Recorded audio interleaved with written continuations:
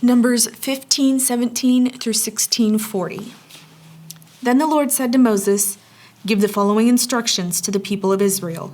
When you arrive in the land where I am taking you, and you eat the crops that grow there, you must set some aside as a sacred offering to the Lord. Present a cake from the first of the flour you grind, and set it aside as a sacred offering, as you do with the first grain from the threshing floor. Throughout the generations to come, you are to present a sacred offering to the Lord each year from the first of your ground flour.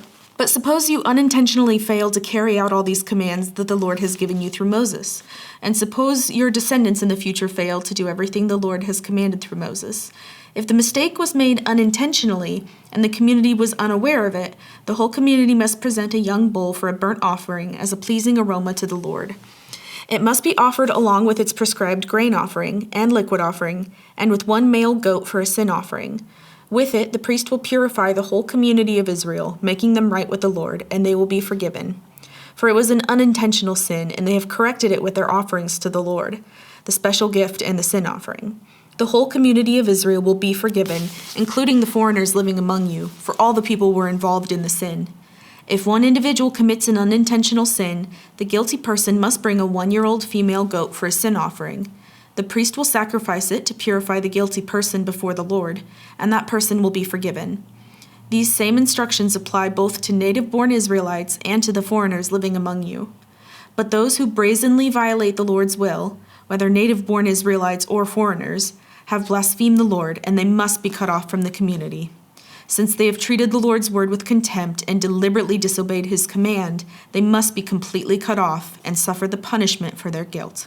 One day, while the people of Israel were in the wilderness, they discovered a man gathering wood on the Sabbath day. The people who found him doing this took him before Moses, Aaron, and the rest of the community. They held him in custody because they did not know what to do with him. Then the Lord said to Moses, "The man must be put to death. The whole community must stone him outside the camp." So the whole community took the man outside the camp and stoned him to death, just as the Lord had commanded Moses. Then the Lord said to Moses, "Give the following instructions to the people of Israel. Throughout the generations to come, you must make tassels for the hems of your clothing and attach them with a blue cord. When you see the tassels, you will remember and obey all the commands of the Lord instead of following your own desires and defiling yourselves, as you are prone to do. The tassels will help you remember that you must obey all my commands and be holy to your God. I am the Lord your God who brought you out of the land of Egypt, that I might be your God. I am the Lord your God." One day, Korah, son of Izhar, a descendant of Kohath, son of Levi, conspired with Dathan and Abiram, the sons of Eliab, and On, son of Peleth, from the tribe of Reuben. They incited a rebellion against Moses, along with 250 other leaders of the community, all prominent members of the assembly. They united against Moses and Aaron and said, "You've gone too far. The whole community of Israel has been set apart by the Lord, and he is with all of us. What right do you have to act as though you are greater than the rest of the Lord's people?" When Moses heard what they were saying, he fell face down to the ground. Then he said to Korah and his followers, "Tomorrow morning the Lord will show us who belongs to him and who is holy. The Lord will allow only those whom he selects to enter his own presence. Korah, you and all your followers must prepare your incense burners. Light fires in them tomorrow and burn incense before the Lord. Then we will see whom the Lord chooses as his holy one. You Levites are the ones who have gone too far." Then Moses spoke again to Korah. "Now listen, you Levites, does it seem insignificant to you that the God of Israel has chosen you from among all the community of Israel to be near him so you can serve in the Lord's tabernacle and stand before the people to minister to them? Korah, he has already given this special ministry to you and your fellow Levites. Are you now demanding the priesthood as well? The Lord is the one you and your followers are really revolting against. For who is Aaron that you are complaining about him?" Then Moses summoned Dathan and Abiram, the sons of Eliab, but they replied, "We refuse to come before you. Isn't it enough that you brought us out of Egypt, a land flowing with milk and honey, to kill us here in this wilderness, and that you now treat us like your subjects? What's more, you haven't brought us into another land flowing with milk and honey. You haven't given us a new homeland with fields and vineyards. Are you trying to fool these men? We will not come." Then Moses became very angry and said to the Lord, "Do not accept their grain offerings. I have not taken so much as a donkey from them, and I have never hurt a single one of them." And Moses said to Korah, "You and all your followers must come here tomorrow and present yourselves before the Lord. Aaron will also be here. You and each of your 250 followers must prepare an incense burner and put incense on it, so you can all present them before the Lord. Aaron will also bring his incense burner." So each of these men prepared an incense burner, lit the fire, and placed incense on it. Then they all stood at the entrance of the tabernacle with Moses and Aaron. Meanwhile, Korah had stirred up the entire community against Moses and Aaron, and they all gathered at the tabernacle entrance. Then the glorious presence of the Lord appeared to the whole community, and the Lord said to Moses and Aaron, "Get away from all these people so that I may instantly destroy them." But Moses and Aaron fell face down on the ground. "Oh God," they pleaded, "you are the God who gives breath to all creatures. Must you be angry with all the people when only one man sins?" And the Lord said to Moses, "Then tell all the people to get away from the tents of Korah, Dathan, and Abiram." So Moses got up and rushed over to the tents of Dathan and Abiram, followed by the elders of Israel. "Quick," he told the people, "get away from the tents of these wicked men, and don't touch anything that belongs to them. If you do, you will be destroyed for their sins." So all the people stood back from the tents of Korah, Dathan, and Abiram. Then Dathan and Abiram came out and stood at the entrances of their tents, together with their wives and children and little ones. And Moses said, "This is how you will know that the Lord has sent me to do all these things that I have done, for I have not done them on my own. If these men die a natural death, or if nothing unusual happens, then the Lord has not sent me. But if the Lord does something entirely new and the ground opens its mouth and swallows them and all their belongings, and they go down alive into the grave, then you will know that these men have shown contempt for the Lord." He had hardly finished speaking the words when the ground suddenly split open beneath them. The earth opened its mouth and swallowed the men, along with their households and all their followers who were standing with them, and everything they owned. So they went down alive into the grave, along with all their belongings. The earth closed over them, and they all vanished from among the people of Israel. All the people around them fled when they heard their screams. "The earth will swallow us too," they cried. Then fire blazed forth from the Lord and burned up the 250 men who were offering incense. And the Lord said to Moses, "Tell Eleazar, son of Aaron, the priest, to pull all the incense burners from the fire, for they are holy. Also tell him to scatter the burning coals. Take the incense burners of these men who have sinned at the cost of their lives, and hammer the metal into a thin sheet to overlay the altar. Since these burners were used in the Lord's presence, they have become holy. Let them serve as a warning to the people of Israel." So Eleazar the priest collected the 250 bronze incense burners that had been used by the men who died in the fire, and the bronze was hammered into a thin sheet to overlay the altar. This would warn the Israelites that no unauthorized person, no one who was not a descendant of Aaron, should ever enter the Lord's presence to burn incense. If anyone did, the same thing would happen to him as happened to Korah and his followers. So the Lord's instructions to Moses were carried out. Mark 15:1 through 47. Very early in the morning, the leading priests, the elders, and the teachers of religious law, the entire high council, met to discuss their next step. They bound Jesus, led him away, and took him to Pilate, the Roman governor. Pilate asked Jesus, "Are you the king of the Jews?" Jesus replied, "You've said it." Then the leading priests kept accusing him of many crimes, and Pilate asked him, "Aren't you going to answer them? What about all these charges they are bringing against you?" But Jesus said nothing, much to Pilate's surprise. Now it was the governor's custom each year during the Passover celebration to release one prisoner, anyone the people requested. One of the prisoners at that time was Barabbas, a revolutionary who had committed murder in an uprising. The crowd went to Pilate and asked him to release a prisoner as usual. "Would you like me to release to you this king of the Jews?" Pilate asked, for he realized by now that the leading priests had arrested Jesus out of envy. But at this point, the leading priests stirred up the crowd to demand the release of Barabbas instead of Jesus. Pilate asked them, "Then what should I do with this man you call the king of the Jews?" They shouted back, "Crucify him." "Why?" Pilate demanded. "What crime has he committed?" But the mob roared even louder, "Crucify him." So, to pacify the crowd, Pilate released Barabbas to them. He ordered Jesus flogged with a lead-tipped whip, then turned him over to the Roman soldiers to be crucified.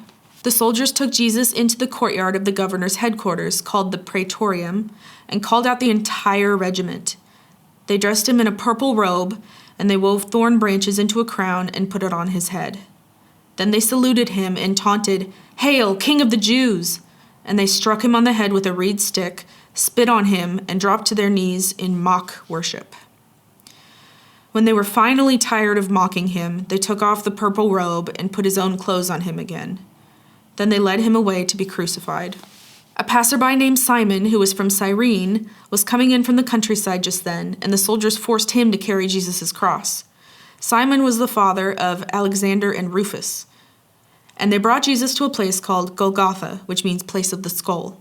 They offered him wine drugged with myrrh, but he refused it. Then the soldiers nailed him to the cross. They divided his clothes and threw dice to decide who would get each piece. It was 9 o'clock in the morning when they crucified him. A sign announced the charge against him. It read, "The King of the Jews." 2 revolutionaries were crucified with him, one on his right and one on his left. The people passing by shouted abuse, shaking their heads in mockery. "Ha! Look where you are now," they yelled at him. "You said you were going to destroy the temple and rebuild it in 3 days. Well then, save yourself and come down from the cross." The leading priests and teachers of religious law also mocked Jesus. "He saved others," they scoffed, "but he can't save himself. Let this Messiah, this King of Israel, come down from the cross so we can see it and believe him." Even the men who were crucified with Jesus ridiculed him. At noon, darkness fell across the whole land until 3 o'clock. Then at 3 o'clock, Jesus called out with a loud voice, "Eloi, Eloi, lema sabachthani," which means, my God, why have you abandoned me?" Some of the bystanders misunderstood and thought he was calling for the prophet Elijah. One of them ran and filled a sponge with sour wine, holding it up to him on a reed stick so he could drink. "Wait," he said, "let's see whether Elijah comes to take him down." Then Jesus uttered another loud cry and breathed his last. And the curtain in the sanctuary of the temple was torn in 2, from top to bottom. When the Roman officer who stood facing him saw how he had died, he exclaimed, "This man truly was the Son of God." Some women were there watching from a distance, including Mary Magdalene, Mary, the mother of James the younger and of Joseph, and Salome. They had been followers of Jesus and had cared for him while he was in Galilee. Many other women who had come with him to Jerusalem were also there. This all happened on Friday, the day of preparation, the day before the Sabbath. As evening approached, Joseph of Arimathea took a risk and went to Pilate and asked for Jesus' body. Joseph was an honored member of the High Council, and he was waiting for the kingdom of God to come. Pilate couldn't believe that Jesus was already dead, so he called for the Roman officer and asked if he had died yet. The officer confirmed that Jesus was dead, so Pilate told Joseph he could have the body. Joseph bought a long sheet of linen cloth.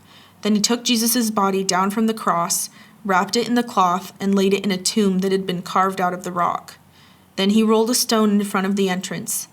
Mary Magdalene and Mary, the mother of Joseph, saw where Jesus' body was laid.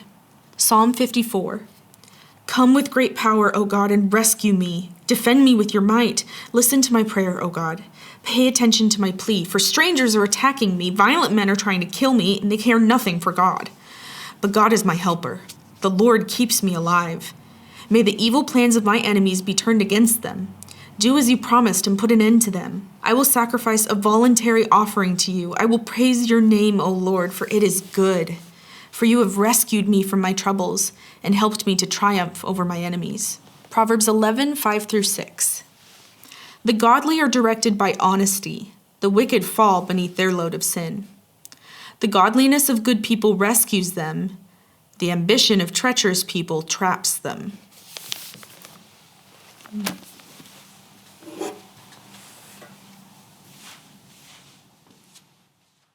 Get away from all these people so that I may destroy...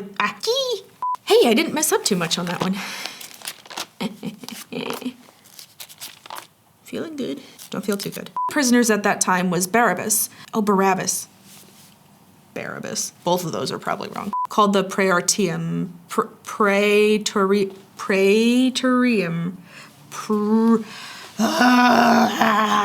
Called the Praetorium. Praetorium. That's what we're going with. Joseph of Arimathea.